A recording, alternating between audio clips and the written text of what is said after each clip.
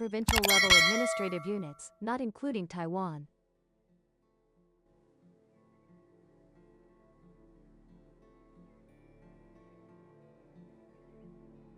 The country consists of 22 provinces, 5 autonomous regions, 4 centrally administered municipalities. Among them, Qinghai Province is located in western China with an area of 722,300 square kilometers, accounting for about 7.5% of the country. This makes it the largest provincial-level administrative unit and the 4th largest in this populous nation.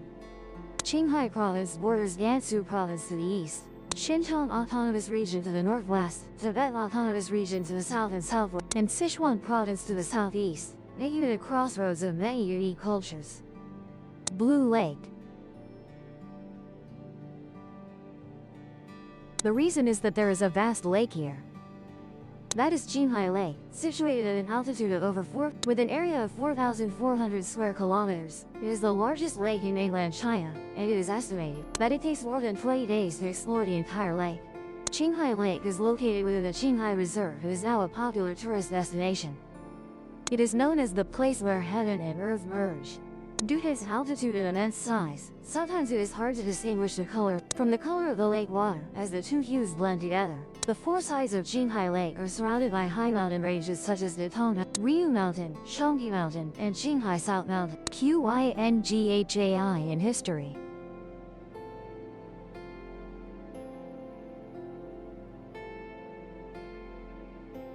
Historically, the area of present-day Qinghai was part of the Tibetan Empire, and this was a country located on the Tibetan Plateau, with a maximum area of up to 4,600,000 square kilometers. Also during this time, Buddhism became dominant in Tibet.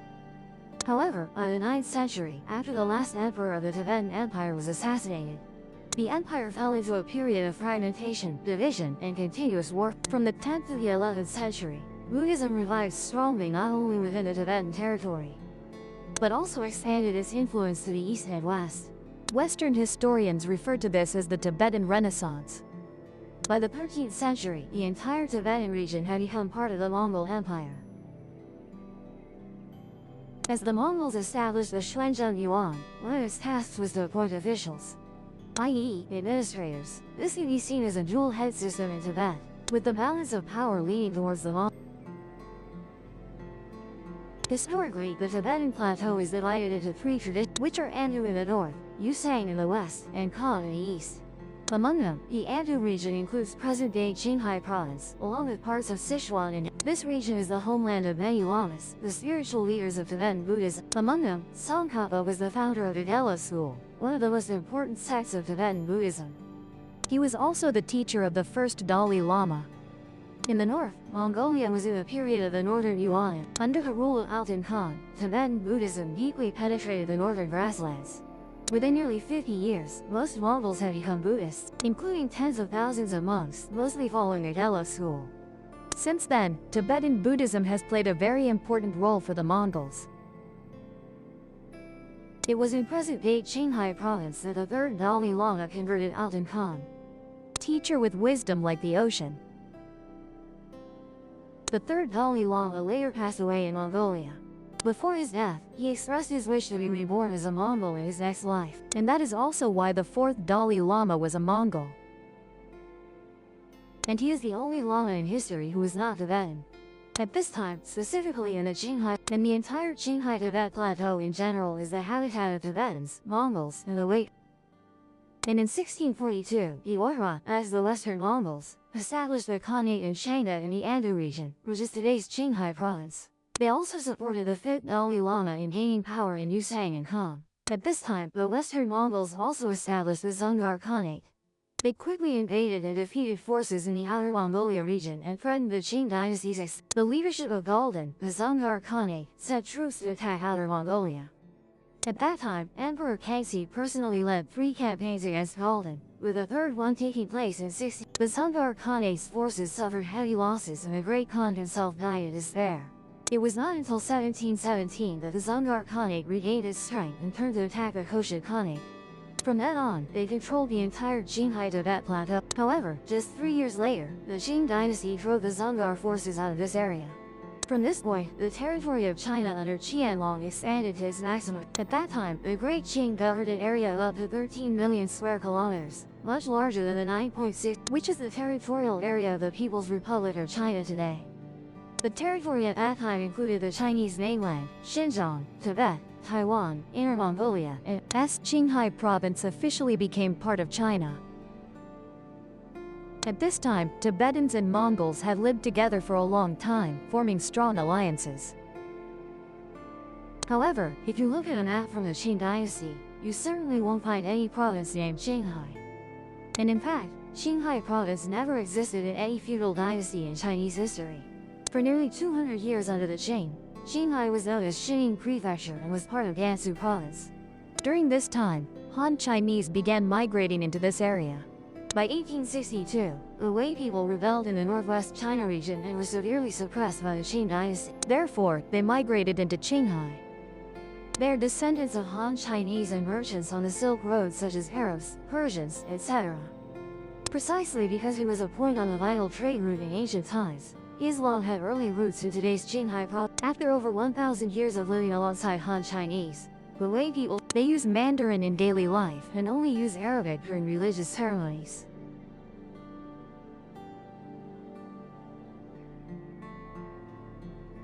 The role of Qinghai province for the Republic of China. At this time, the Qing dynasty weakened and stood on the brink of collapse. European powers began to invade the western regions of China. The British Empire's expeditionary force approached Tibet and captured the capital Lhasa in 1900. After the British troops withdrew, the Qing dynasty had to negotiate, and eventually Britain signed the Supplementary Sino-British Convention. According to it, the British side committed not to invade Tibet. Moreover, the Chinese side needed to ensure that no other country would invade this area as it fell within the sphere of influence of the. By 1912, the Qing dynasty collapsed. The Russian Empire supported Outer Mongolia in gaining independence, and the British Empire helped Tibet achieve freedom. Also during this period, ethnic cleansing uprisings broke out throughout China, resulting in millions of Wei people being killed. Amid the chaos in early 20th century China, the Wei force called the Ma Clique Party controlled Gansu, Ningxia, Qinghai, and some other places in China during the late Qing and early. Among them, the one who controlled the Qinghai area was General. By 1925, the National Revolutionary Army entered Gansu, and by 1928, the Republic of China decided to establish, with the main purpose of preventing Tibet from wanting to reclaim the historical Handu region. And at the same time, this place served as an intermediary for relations between Tibetans, Mongols. After Ma Qi's death in 1931, the leader of Qinghai was Ma Lin. However, just 5 years later, Ma Qi's son Ma Bufang seized power. Along with Ma Hongkui and Ma Hongmin, Ma Bufang was one of the 3 Ma of the Northwest. These Muslim generals were very warlike and devout. They became a powerful arm helping the Chiang Kai-shek regime eliminate many Mongol and Kazakh tribes, then destroyed many Tibetan Buddhist monasteries in the south. They defeated the army of the 13th Dalai Lama in the Qinghai Tibet War, fought Soviet troops in Xinjiang, and even defeated the Japanese army in several battles. In summary, for the Republic of China, the Ma Clique Party served as a guard force protecting China's western territory.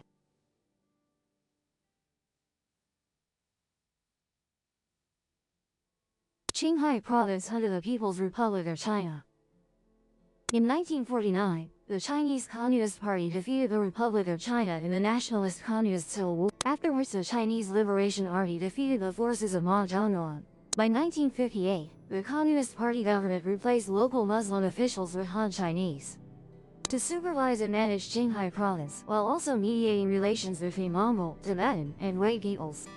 Among the 8 administrative units of Qinghai Province, 6 are autonomous prefectures, specifically Haishi for Tibetans and Mongols. Hebei, Hainan, Huangnan, Yushu, and Guoluo are all Tibetan autonomous prefectures. Meanwhile, the Wei people make up 16% of Qinghai's population but have no autonomous prefecture.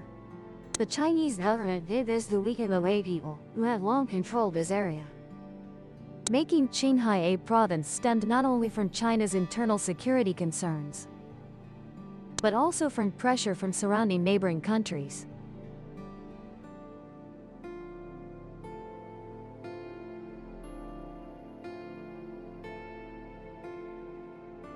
On the map, the Inner Mongolia Autonomous Region borders Mongolia to the north. The Tibet Autonomous Region borders India to the southwest, and the Xinjiang Uyghur Autonomous Region borders the unstable Central Asia region. Although China is currently one of two superpowers with top economic and military strength in the world, if not careful, they could still lose these autonomous regions. Because India and China have long been wary of each other and could go to war at any time. If Tibet were to regain independence as in the early 20th century, the Indian military could support Tibetans in reclaiming historical territories, including Qinghai. Therefore, China not only strengthens border security with India and Tibet, but the Beijing government must also enhance control over Qinghai, where ethnic and religious situations are relatively complex.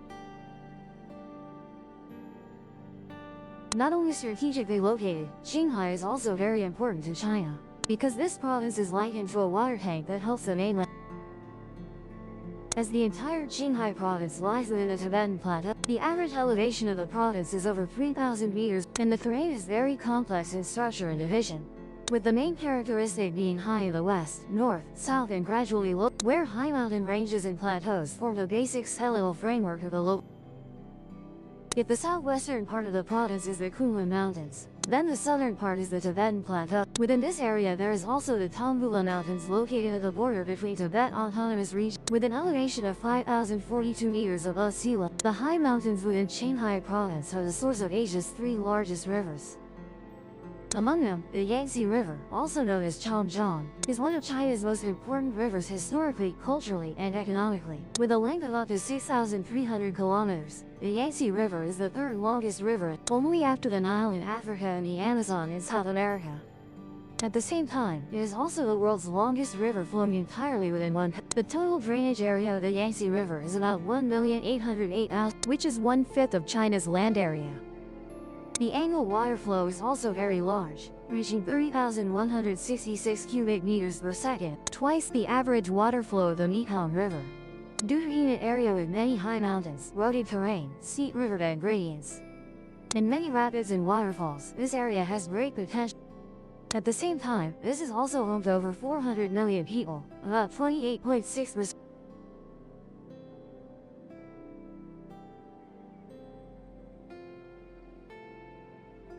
With a length of 5,464 kilometers, this is the second longest river in China, where the section in Yushu Tibetan Autonomous Prefecture of Qinghai Province is considered the source section of the Yellow River, S basin, and about half the Yangtze River.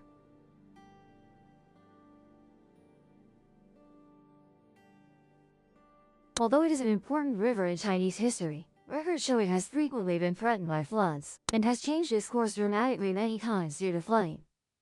Although dike construction has been ongoing for thousands of years, whenever the Yellow River floods severely devastate the middle and lower reaches, causing massive casualties. And the third river is the Mekong River. This is a transboundary river in East Asia and Southeast Asia, with a basin area of 795,000 square. With a length of 4,800 kilometers, it is the 12th longest river in the world and the third. The Mekong River originates from the Tibetan Plateau in Qinghai, then flows through Yunnan region of China, then through Southeast Asian countries, including Myanmar, Laos, Thailand, Cambodia, and Vietnam. Among these, the section flowing through China accounts for half the length, which is 2,000, followed by Laos with 1,800 kilometers, and the remaining 600 kilometers belongs to Thailand and Myanmar are not counted because the Mekong River is the shared border of. Since all originate from Qinghai province, this province is responsible for the livelihoods of over 895 million, approximately 11% of the world's population. However, the Chinese government is seeking to dominate all three. Among them, the Yangtze River along with its tributary system plays a key role in the electricity industry of the billion person, while also being a card that helps Beijing consolidate its leading position in this field compared to other countries worldwide. It can be seen that this river and its tributaries are rich in hydropower resources. According to estimates, the potential can reach 268,000 megawatts, thus the can be considered a rare hydropower treasure in the world. Evidence is that on the main stream of the Yangtze River and its branches, there are many large and small hydro, as well as under construction. On the main stream alone, 6 large hydropower dams, and among these 6 projects, up to 5 are in the top 10 largest hydropower dams in the world. The top position is none other than the Three Gorges Dam, located in Yichang city of Hubei province. In addition, Qinghai Province is also the starting point of the western route in the ambitious south-north. Specifically, this project will connect the upper basin of the Yangtze River and the Yellow to solve drought and water shortage problems in 6 provinces and autonomous regions, including Qinghai Province, Gansu Province, Ningxia Autonomous Region, Inner Mongolia Autonomous Region, Shaanxi Province, and since the construction area is located at altitudes from 2,900 meters to 4,000, experts will design water transfer tunnels from 3 river branches in the upper region, including the Tongtian River, Yalong River, and Dadu River, crossing nearly 500 kilometers, passing through the Bayan-Har Mountains to transfer water into the Yellow. According to the plan, the project was expected to start construction in 2010. However, this route is still in the planning stage as it faces many major technical and climate challenges. Meanwhile, the Mekong River Basin also has great potential, with technical potential reaching about 53,900 megawatts, of which China alone. The remaining potential in the lower Mekong River is 13,000 megawatts on the main stream, and 17,900 megawatts on the tributaries. However, the hydropower resources of the lower Mekong region are mainly concentrated in Laos, about 21,100 megawatts. Until the 20th century, the Mekong River remained one of the few major rivers not dammed along most of it. In the late 1990s, China began planning to build at least 7 hydropower dams on the upper. While in the lower Mekong region, Cambodia, Laos, and Thailand also plan to build 11 Among these, Laos has 7 projects, Thailand and Laos have 2 joint projects on their border, and Cambodia has 2 projects. To date, China has put 11 hydropower plants into operation and plans to build 3 more projects. Thus, it can be affirmed that whoever controls Qinghai will control the 3 largest rivers in Asia, and controlling these 3 rivers will mean controlling China.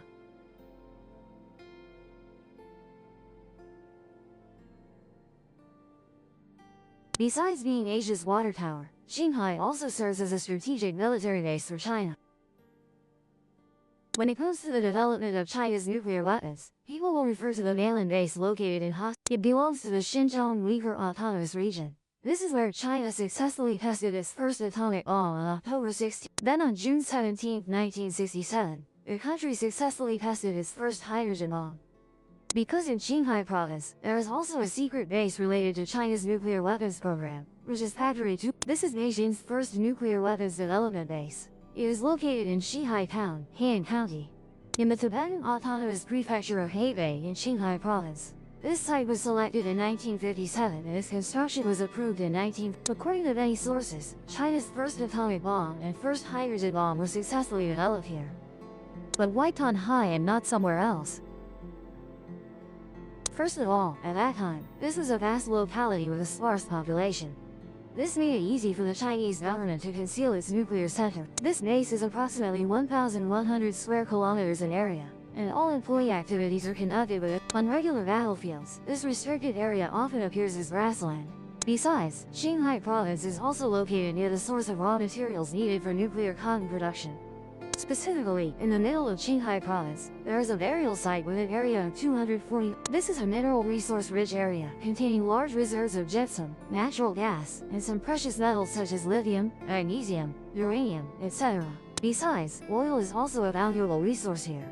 Currently, the Qinghai oil field is considered the largest oil field here, with an area of approximately 120,000. Along with that are 6 natural gas fields, with a reserve of 250.4 billion cubic. Qinghai Province has become the center of nuclear development. From 1958 to 1987, the Chinese State Council suspended its operations.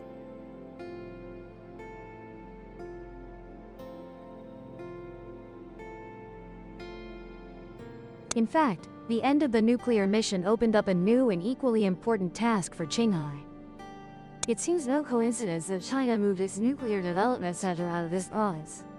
Because at that time, China's missile forces noticed that this inland province had something very special. Looking at the map, we can see that Qinghai Province is also quite far from the coastal edge, so it may be beyond the reach of enemy reconnaissance aircraft and close enough for the Beijing government to turn it into a national defense base.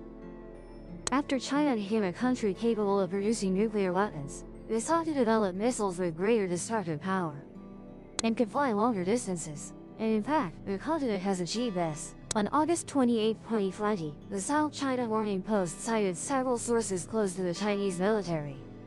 They said that the country launched 2 intercontinental ballistic missiles. Among them, one missile was a Dongfeng 21 type, the DF-21D version, which was launched from Zhejiang, and the remaining missile is the Dongfeng 26 type. The DF-26D version was launched from. Both were fired into the sea between Hainan Island and Vietnam's Hoang Sa District archipelago. According to many sources, the Dongfeng 26 has a maximum range of up to 4,500 kilometers and the powerful capabilities of this new weapon could help China exert significant influence and create a balance of power, and it is considered by many to be China's best surface-to-surface missile today. Looking at the map, the distance from Qinghai province to Vietnam's Hoang Sa archipelago, which is currently illegally occupied by China, that means that the DF-26 missile is launched from Qinghai, it can reach any target in the South China Sea. Looking to the left, we can see the Indian Ocean, where China is continuously exerting influence through the String of Pearls strategy and the Belt and Road Initiative, through economic cooperation with Pakistan and the nation of Manowar. So, what do you think is the distance from Thanh Hoa province to the Indian Ocean? The correct answer is approximately 2,500 kilometers, meaning that if a DF-26 missile were launched from here, it could hit any target in the Indian Ocean. Currently, Thanh Hai province is also one of the locations hosting the headquarters of Base 64, which belongs to the People's Liberation Army Rocket Force. Specifically, this base has one headquarters in Lanzhou City, Gansu province, and the other headquarters is in Xining City, Qinghai. Base 64 was established in 1969 and today, it consists of 7 brigades. This base is tasked with protecting the localities in northwest China. In the event of war, it would serve as an outpost for Beijing to intimidate neighboring countries. Another advantage that Qinghai has, which other coastal provinces and cities in China do not, is its. Accordingly, this province is nearly 1,600 kilometers away from the East China Sea coast. So U.S. fleets, fighter aircraft, or reconnaissance aircraft cannot, and if they appear, they will certainly be intercepted and destroyed by hundreds of surface-to-air missiles deployed throughout Qinghai and neighboring provinces. This means that this province is an impregnable base for China.